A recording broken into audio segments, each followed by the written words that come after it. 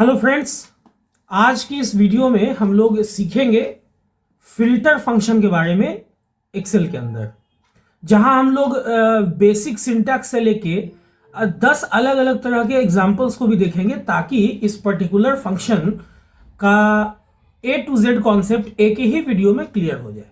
देखिए, जहां तक फिल्टर फंक्शन की बात है तो फिल्टर फंक्शन जो है एक्सेल के अंदर वो आपको अलाउ करता है स्पेसिफिक डाटा को किसी रेंज से निकाल के पॉपुलेट करने के लिए किसी दूसरे जगह पर जहां पर आप फॉर्मूला लिख रहे हो।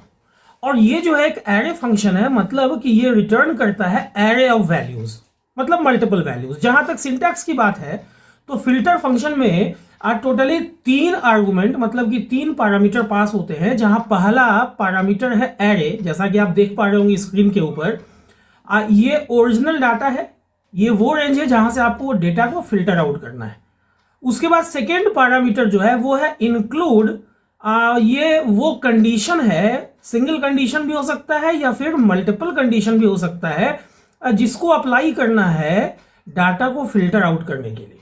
और तीसरा आर्गुमेंट जो कि ऑप्शनल आर्गुमेंट है, ये वो पर्टिकुलर मैसेज है जो आपको तब देना है जब आप जो भी कंडीशन सिंगल या मल्टीपल आपने अप्लाई किया है और उससे रिलेटेड डेटा आपके दिए गए एरे में अवेलेबल नहीं है। तो आइए बिना समय गवाए हम लोग चलते हैं, 1 बाय 1 एग्जाम्पल को देखते हैं। यहां देखिए, मुझे फिल्टर आउट करना है वैसे स्टूडेंट्स को जिन्होंने स्कोर किया है मोर देन 70 मार्क्स। अब मेरे पास जो डेटा है, जैसा कि आप देख पा रहे होंगे, मैंने एक तरफ नेम और दूसरी तरफ स्कोर रखा है। इसी डेटा में से आपको यहां फिल्टर आउट करना है। तो जहां पे भी फिल्टर आउट करना है, चलो डिफॉल्ट पे मुझे फिल्टर आउट करना है, तो आप लिखते हो इक्वल्स फिल्टर और फिल्टर लिख के ब्रैकेट ओपन करते हो, आपको एरे देना है। अब ध्यान दो, आपका डेटा यहां A2 से BK6 तक है। बहुत ध्यान से समझेंगे तो आपने यहां पे एरे में A2 to B6 दिया। अगर आपके केस में ये डाटा कम या ज्यादा हो तो आप रेंज को बढ़ा घटा सकते हो, ये आपकी मर्जी है। कॉमा, अब देखो फिल्टर क्या चीज पे करना है। फिल्टर आपको करना है जिन्होंने स्कोर किया है एबव 70, मतलब कि आपका जो फिल्टरेशन है वो स्कोर पे होना है। और स्कोर का जो वैल्यू है ना, वो कहां से कहां रखा हुआ है, तो B2 से B6 तक रखा हुआ है। अब यहां ग्रेटर देन 70 कर दो। देखो, ये दो, अगर आप यहां पे सिर्फ ये 2 आर्गुमेंट देके ब्रैकेट बंद करते हो ना तो भी चलेगा। देखो यहां पे पहला ये वाला वैल्यू आ रहा है, फिर जो है आपका ये आ रहा है, और उसके बाद देखो ये आ रहा है। क्यों भाई? क्योंकि यही 3 स्टूडेंट है, एलिस, चार्ली एंड डेविड, जिन्होंने मोर देन 70 मार्क्स यहां पे अचीव किया है। बाकी का देखो, एक का 65 है जो कि 70 से लेस देन है, और एक का एमा का जो है 45 है, ये भी लेस देन 70 है। ठीक है, अब ध्यान देना, यहां पे नेम और स्कोर क्यों आया, बहुत ध्यान से समझोगे। अगर मैं यहां पे A2 to B6 ना देके अगर A2 to A6 दे दूं एरे में और इंटर करूं, देखो यहां सिर्फ नेम आएगा, है ना। अगर मैं यहां A2 to A6 ना देके, ये आपके नीड पे डिपेंड करता है। अगर आपको सिर्फ मार्क्स फाइंड आउट करना है तो आप B2 to B6 दे दो। अब देखो यहां पे सिर्फ मार्क्स आ रहा है, लेकिन नहीं भाई, मुझे तो नेम भी चाहिए और स्कोर भी चाहिए। अगर ऐसा कहा जाता है आपको तो आप A2 to B6 ही देना। इससे क्या होगा, यहां पे आपका नेम भी आएगा और स्कोर भी आएगा। लेकिन मान लो कि अभी मैं यहां पे डाटा चेंज कर देता हूं, यहां पे सबका मार्क्स मैं 70 से कम कर देता हूं। ठीक है, अब देखो ध्यान से, अगर मैंने सबका मार्क्स 70 से कम कर दिया तो यहां देखो हैज कैल्क एरर मैसेज आ रहा है। क्यों आ रहा है भाई? क्योंकि आपने तीसरा पैरामीटर जो कि ऑप्शनल था उसको नहीं दिया। चूंकि वो ऑप्शनल था इसलिए ये पर्टिकुलर फंक्शन एग्जीक्यूट भी हो गया। लेकिन अगर आप चाहते हो कि अगर दिए गए कंडीशन पे डेटा अवेलेबल ना हो तो आप लिखो नो डेटा फाउंड। ठीक है, या इस ढंग का जो भी मैसेज आप दे सकते हो, जो आपको कहा जाए वो आप यहां पे दे दो। तो उससे ये बेनिफिट है कि देखो, जब आप डेटा नहीं मिला तो वो एरर ना देके हैशटैग कैल्क, इसने क्या दिया, नो डेटा फाउंड। अभी मैं यहां पे, चलो वापस से कुछ में 70 से ज्यादा मार्क्स डाल देता हूं। ओके, देखो अभी, है ना, कितना आसान सा चीज था। अगर यहीं पे आपको कहा जाता कि नहीं भाई, जिन्होंने लेस देन 70 या लेस देन 60 मार्क्स जिन्होंने अचीव किया है उसका रिकॉर्ड निकालो, आपको सिर्फ कंडीशन चेंज करना था, B2 to B6 less than 60 कर लो, इंटरप्रेस करो, देखो सिंगल रिकॉर्ड आ गया, है ना।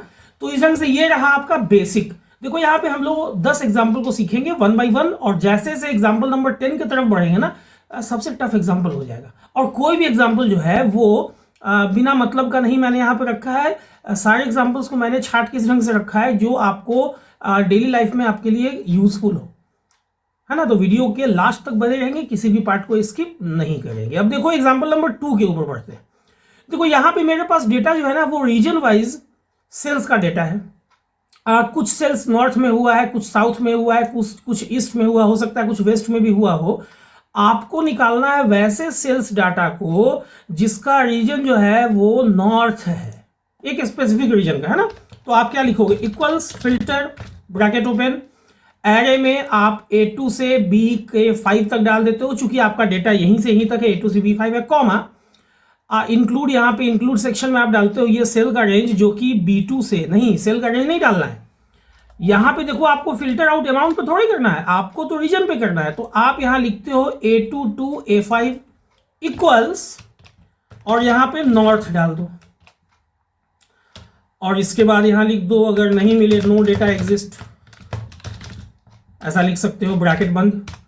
देखो फिलहाल तो इसने ऐसा, नॉर्थ का इसके पास 2 डेटा है, एक ये है देख लो, और दूसरा देखो यहाँ पे ये है, तो ये दोनों को इसने उठा के यहाँ पे रख दिया, ठीक है।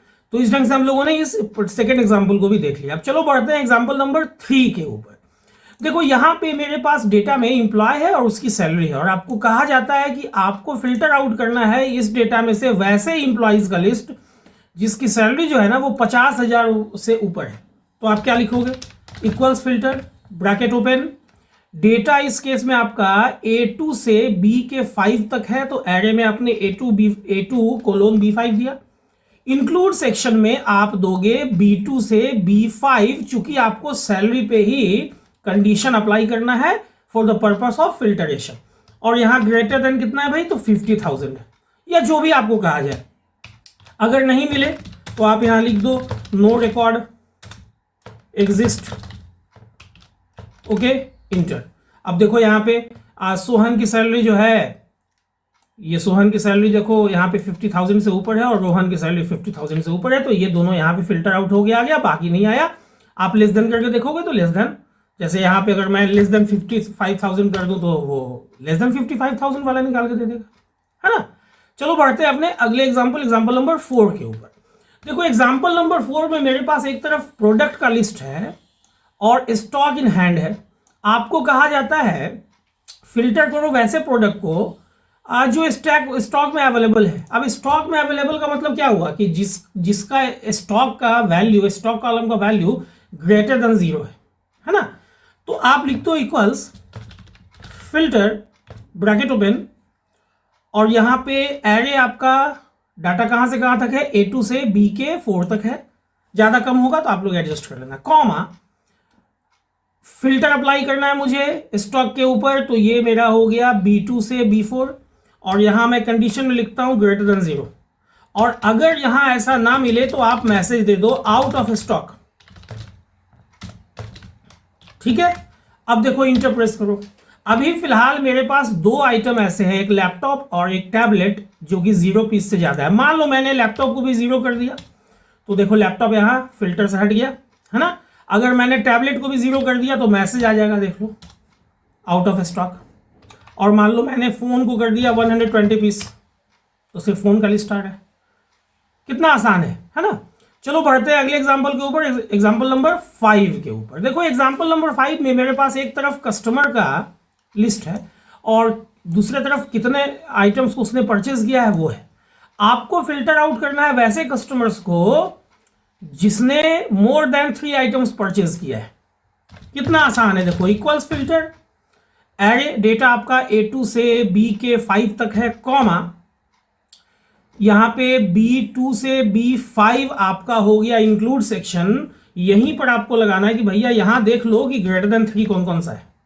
अगर मिल जाए तो फिल्टर आउट कर देना, नहीं मिले तो लिख दो no customer found, no customer found, bracket बंद। देख लो अभी यहाँ पे विजय, देख लो विजय ने 5 आइटम्स खरीदा है और संजय ने 7 आइटम्स खरीदा है, तो ये दोनों यहाँ पे अवेलेबल है।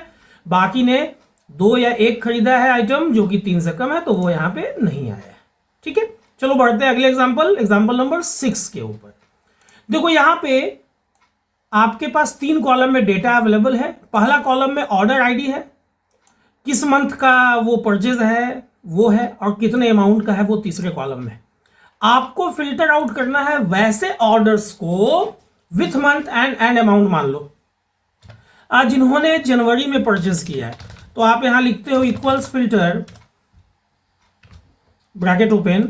अभी बहुत ध्यान से समझना, आपका डेटा A2 से लेके C के 5 तक है कॉमा, लेकिन देखो आपको फिल्टर आउट किसको करना है, जिन्होंने जनवरी में परचेज किया। इसका मतलब है कि मंथ पे आपको फिल्टर आउट करना है, तो इंक्लूड सेक्शन में आप डालोगे B2 to B5। अब इक्वल्स देके यहां डबल कोटेशन में जैन लिख देना, चूंकि यहां पे देखो जनवरी पूरा नहीं लिखा हुआ है, जैन लिख के ब्रैकेट डबल कोटेशन बंद और कॉमा। अगर मान लो नहीं रिकॉर्ड मिलता है तो no record found, no record found है ना, ऐसा आप लिख सकते हो। ये आपकी मर्जी है, आप जो भी मैसेज देना चाहो वो आप दे सकते हो। ठीक है, चलिए उसके बाद डबल कोटेशन बंद मैसेज का, ब्रैकेट बंद, इंटर। लेकिन देखो यहां पे चूंकि आपने A2 to C5 दिया है, तो रिजल्ट में आपका क्या आ रहा है, ऑर्डर आईडी भी आ रहा है, मंथ भी आ रहा है, और साथ में क्या आ रहा है, अमाउंट भी आ रहा है। लेकिन मान लो आपको अमाउंट नहीं लाना है, तो आप एरे में A2 to B5 दे देते हो, तो उससे सिर्फ क्या आता है, ऑर्डर आईडी आता है और मंथ आता है। अच्छा यहां पे अगर मान लो मैं सिर्फ A2 to A5 दूं तो क्या होगा, सिर्फ ऑर्डर आईडी आएगा। ये सब चीज समझना। अगर मैं यहां पे B2 to C5 दे दूं तो ऑर्डर आईडी नहीं आएगा, लेकिन मंथ और अमाउंट आएगा। तो आपको देखना है कि आपको निकालना क्या है। ठीक है, उसके हिसाब से आप एरे को चेंज कर लेना। फिलहाल मैंने इसको A1 A2 से C5 तक कर दिया है। ठीक है, जहां ऑर्डर आईडी भी आ रहा है, मंथ भी आ रहा है और साथ में अमाउंट भी आ रहा है। बढ़ते हैं अपने अगले एग्जांपल के ऊपर, एग्जांपल नंबर 7 के ऊपर। देखो यहाँ पे कुछ एम्प्लॉइज का नाम है और साथ में उसका डिपार्टमेंट है, वो किस डिपार्टमेंट में काम कर रहा है। आपको इन डेटा के अंदर से वैसे एम्प्लॉइज को फाइंड आउट करना है, फिल्टर आउट करना है जो IT डिपार्टमेंट में काम कर रहे हैं। तो आप क्या लिखोगे, इक्वल फिल्टर ब्रैकेट ओपन, आपका डेटा A2 से लेके B के 8 तक है ना, कॉमा। अब देखो डिपार्टमेंट पे फिल्टर लगाना है, डिपार्टमेंट कॉलम B2 से B8 में रखा हुआ है इसका सारा वैल्यू। इक्वल्स क्या है भाई, IT। अच्छा अगर मैं यहां IT स्मॉल दे दूं, ठीक है, देख लो ये भी चीज देखो, अगर नहीं मिलता है तो मैं लिख देता हूं नो रिकॉर्ड और उसके बाद ब्रैकेट बंद। देख लो स्मॉल देने से भी इसने निकाल दिया। तो मैंने इससे पहले ही बताया है कि इस ढंग के फंक्शन में स्मॉल और कैपिटल जो है ना वो इंपॉर्टेंस नहीं रखता है। वैसे आप चाहो तो यहाँ पे कैपिटल ही दो, लोग बताते हैं ऐसे ही लोग बता देते हैं, लेकिन मैंने ये भी चीज बता दिया कि देखो यहाँ पे आप स्मॉल भी देते हो तो कोई फर्क नहीं पड़ता है। इक्वल्स IT, यहाँ पे IT कॉमा।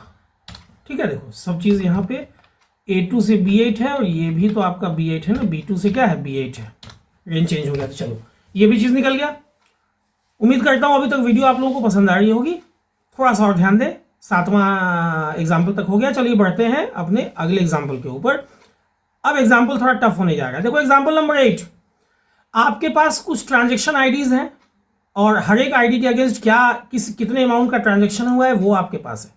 आपको यहां से फिल्टर आउट करना है वैसे ट्रांजेक्शन को जिसका अमाउंट ग्रेटर देन 1000 है। तो आप क्या लिखोगे, equals filter bracket open, data आपका A2 से लेके B के 5 तक है, ओके कॉमा।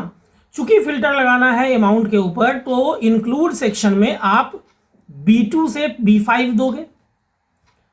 ठीक है, ग्रेटर देन क्या होना चाहिए भाई, तो 1000। चूंकि आपको कहा ही गया है कि वैसे ही ट्रांजेक्शन को निकालो जो 1000 से जिसका अमाउंट ज्यादा हो। नो ट्रांजेक्शन अदरवाइज, अगर नहीं मिले तो नो ट्रांजेक्शन, और ये तो ऑप्शनल है, आप चाहो तो ये मैसेज नहीं भी दे सकते हो, उस केस में एरर मैसेज आएगा, हैज कैल्क।